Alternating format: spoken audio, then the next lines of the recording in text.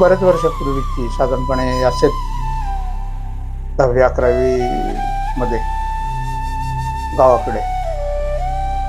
सकाळी सकाळी उठलो आणि घेतला आपला तांब्या भरून. गावाकडे काय पहिलं कुठं शौचालय कोणाकडं अजिबात काय नव्हतं, नसायचीच, सिस्टीमच नव्हती. आता सगळ्याच्या घरी झालेलं घरोघरी, पण पूर्वी नव्हतं काय असं, कुणाकडेच नव्हतं. अगदी पार पार पाटील, कुलकर्णी, पटवारी हे ते यांच्याकडे सुद्धा कधी घरी शौचालय बांधलेलं नव्हतं. मग काय करायचं, आपलं गड्याचा एरिया वेगळा, महिलांचा एरिया वेगळा, आणि त्यातल्या त्यात गावाच्या ह्या भागातील लोकांचा एरिया वेगळा, पश्चिम भागातील लोकांचा एरिया वेगळा, दक्षिण भागातला लोकांचा एरिया वेगळा. मग आपल्या आपल्या एरियात आपण निघायचं. घेतला तांब्या भरला, निघालो. थंडीचे दिवस असे, वाटेने जाताना आपलं रस्त्याच्या कडेला आहे ते गावाकडे, म्हणजे घरापाशीच अनेक लोक बसलेले आपलं शेकोटी करून, जाळ लावून. थोड्या वेळ तिथं टाइमपास, मग गप्पा गोष्टी करून मग निघालो. पुढे गेलो तर काही जण चाललेले असतात, काही जण उरकून यायलेले. येता येता मग गडी गाठ पडला आमचा भावकीतलाच चुलत भाऊ.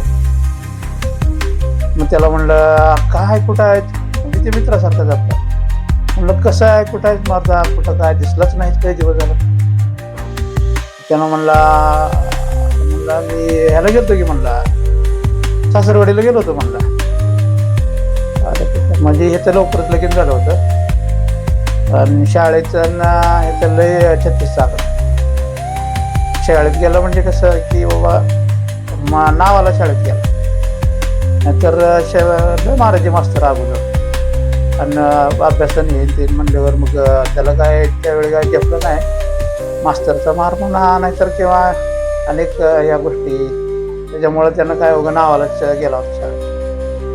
आणि आमची चालूच होती, पण त्याचं लवकरच लगीन केलं होतं. आणि महत्वाची गोष्ट म्हणजे ते सासरवाडी होती मोठ्या सिटीत, मोठ्या शहरातली. मग त्याला म्हणलं, अरे कसं कुठं काय दिसलंच नाही. तर त्यानं म्हणला, मी म्हणला गेलो होतो सासरवाडीला, आणि 10-15 दिवस म्हणला तिकडंच होतो म्हणलं. अरे म्हणलं, तरी म्हणलं मी म्हणालो की दिसना कसा आहे ना, कुठं गेला दिसना. म्हणलं, कसं आहे तिकडं, काय वातावरण. म्हणला, हा लय भारी आहे म्हणलं, ते मस्त आहे म्हणला, पण ते काय आपल्याला काय जमत नाही तिकडचं काय गोष्टी म्हणला. मी म्हणलं, जमत नाही कसं काय. तर म्हणला, काय जरा थोडंसं अवघडच आहे म्हणलं तिकडं, खाण्यापिण्याचं जरा थोडंसं हे आहे म्हणला, आपल्या इकडचं वेगळं आहे म्हणला, तिकडची गोष्ट वेगळी आहे म्हणला, सिटीतली शहरातली. मी म्हणलं, काय झालं कसं काय म्हणलं. म्हणलं, आपल्या इथं म्हणलं कसं सकाळी सकाळी उठलं की आपलं तोंड धुवलं, काय असते शिळी पाळी भाकर आपली घ्यायची, चटणी कालवण काय असेल ते घ्यायचं, सकाळी सकाळी आपलं तोंड धुवून आंघोळ करून आपलं खायचं, रट्टावून आणि निघायचं बाहेर. आणि मग पुन्हा गावात इकडे तिकडे टाइमपास आपलं होतंय म्हणला, गप्पा गोष्टीत मारायची. माणूस जातं येतंय, पुन्हा 10-11 वाजेस्तोवर मोकळा असतंय. इथून पुन्हा म्हणला गावाकडं आपलं शेतात रानात कुणाच्या काय जायचं, जनावरं घेऊन, नाहीतर जे कामाला असेल रोजानं बिजानं काहीतरी करायचं, असं असते म्हणलं आपलं गावाकडं. तिथं लय ते वेगळं आहे म्हणला. कसं काय गडे बांधकड काय ते काय वेगळं आहे म्हणला. सकाळी सकाळी तिथं म्हणला भाकर आणि कालवण असलं काय नसतं म्हणलं. मी म्हणलं, मग काय असते म्हणला, चहा आणि ठोस. म्हणलं, काय भानगड आहे मनातली चहा आणि ठोस. म्हणलं, कसं काय असते म्हणलं, चहा आणि ठोस असते म्हणलं. आपण सकाळी सकाळी कालवण भाकर खातात तिथं तसं नाही म्हणलं, चहा आणि ठोस खायला.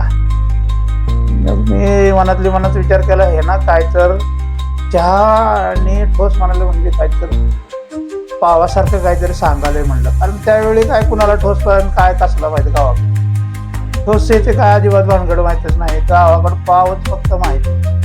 ते बी सकाळी सकाळी सायकलीवर माणूस यायचा आहे गाव मोठ्या गावात जवळच्या नाहीतर लांबच्या जवळच्या मोठ्या गावातून 10-15 किलोमीटरवरून माणूस यायचा पाव विकायला सकाळी सकाळी सायकलीवर. आणि पाव पाव म्हणून आरडायचा. जर लेकरं ही जर रडायला कालवा करायला लागली मला पाव पाहिजे म्हणूनच जर रडायला लागली तरच मायबापचे ते त्याला पाव म्हणजे घेऊन देणार. नाहीतर असं कुणाला काय पाव किंवा असले भानगड तसली नव्हतीच तेव्हा. उगा आपलं गावाकडचं खायचं म्हणजे भाकरी कालवण असं होतं. पण लेकराचा नाद म्हणूनच मायबाप त्याला पाव देत होते तेवढंच माहिती. म्हणजे ठोस आणि हेंत कोणाला माहित आहे. म्हणलं काय तरी भानगड आहे वेगळंच आहे म्हणलं हे पदार्थ खायचे. मग म्हणलं काय म्हणलं असं चहा आणि ठोस खायचा आणि त्यांनी जोपर्यंत कालवण भाकर करीत नाही तोपर्यंत बसायचं. म्हणला आपल्याला काय पाहुणा माणूस आपल्याला म्हणता येते का तिथं की नाही आता कालवण करा भाकर करा मला खायचंय. त्यांनी जे देते तेच खायचे. म्हणलं रोजच चहा आणि ठोस आणि दुपारी पुन्हा मग कालवण भाकर काय असेल ते खायचं. तोवर आपलं काहीतरी आपलं बसायचं. म्हणला इकडं तिकडं हिंडायचं फिरायचं जरा थोडं. पुन्हा संध्याकाळी आणि कालवण भाकर काय असेल ते खायचं. असा कार्यक्रम होता म्हणला सासरवाडीत मोठ्या सिटीत पुणे मुंबई सारख्या. अरे म्हणलं काय भारीच काम आहे म्हणलं. आणि मग ते असं नंतर ज्यावेळी बेकरीच्या संदर्भात माहिती झाली शहरात शिकायला गेलो होतो त्यावेळी की बाबा इथं बेकरीचे वेगवेगळे प्रकार असतात पदार्थ असतात. त्याच्यामध्ये बिस्किट नानकेट हे तर माहीत पण नव्हतं आम्हाला लहानपणी. पुणे मुंबईचे लोक यायची त्यावेळी ते सांगायचे नानकेट नानकेट हां नानकेट खाल्लंय म्हणायचे. आम्ही नानकेट खातो आणि हे ठोस खातो असं काहीतरी सांगायचे. बॉबी हे ते असले नवीनच प्रकार काहीतरी सांगायचे आम्हाला ऐकायला पडायचं भेटायचे त्यावेळी. आणि हे पदार्थ पुणे मुंबईहून आलेले लोक सांगायचे गावाकडं कधीतरी यायचे. आणि मग ज्यावेळी शहरात जरा थोडंसं गेलं नंतर बेकरीचे काही पदार्थाची ओळख झाली त्यावेळी कळालं की हे टोस्ट असतो एक टोस्ट. आता गावोगावी 10-10 रुपयाला हे टोस्ट मिळतात. कंपन्या आपलं बनवून विकतात. पण त्या काळात असलं काय भानगड नव्हतं.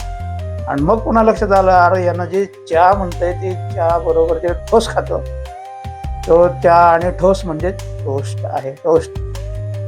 आणि मग अशा पद्धतीच्या गमती जमती. आणि आता सुद्धा आम्ही घरी कधी कधी असं चेष्टा मस्करीत म्हणतो की ठोस खायसारखं रे तुला ठोस. पोरं इथे हसते ते. अशा पद्धतीच्या गमती जमती ही गोष्ट म्हणजे ह्या माणसं ही असे गावाकडं असे असतात की मातीतली माणसं असतात. आणि ह्या गोष्टी सगळ्या बोलणं म्हणा त्यांचं राहणं वागणं हे अस्सल मातीतलं असतं. आणि त्याला एक त्याच्या भाषेला एक सुगंध असतो त्याच्या बोलण्याला एक सुगंध असतो एक लकब असते एक वेगळेच एक ढंग असतो. आणि मग त्या गोष्टी फार आता आठवलं तरी फार छान वाटतं की बाबा काय वेगळाच तो एक काळ होता. आता जमाना बदलत चाललेला आहे. तर अशा पद्धतीने बोलण्याची पद्धती नवीन पदार्थ आले नवीन प्रकार आले हे लोकांना आता ओळख झालेली आहे. पण पूर्वीच्या ज्या गोष्टी होत्या त्या फार वेगळ्या होत्या. असे गावाकडच्या अनेक गोष्टी आहेत आठवणी आहेत त्या खूप छान वाटतात आठवल्यानंतर. आणि म्हणून मग म्हणलं की अशीच एखादी आठवण आहे आपण या ठिकाणी या व्हिडिओच्या माध्यमातून मांडावी. आपल्याला कशी वाटली हे आठवण किंवा ही गोष्ट नक्की सांगा. धन्यवाद. थँक्यू.